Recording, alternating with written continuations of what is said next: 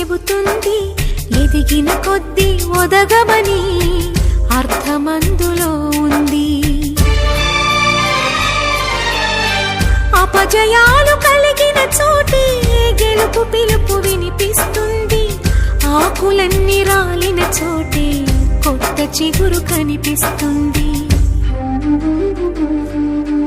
మౌనంగానే ఎదగమని మొక్క నీకు చెబుతుంది, ఎదిగిన కొద్దీ ఒదగమని అర్థమందులో ఉంది.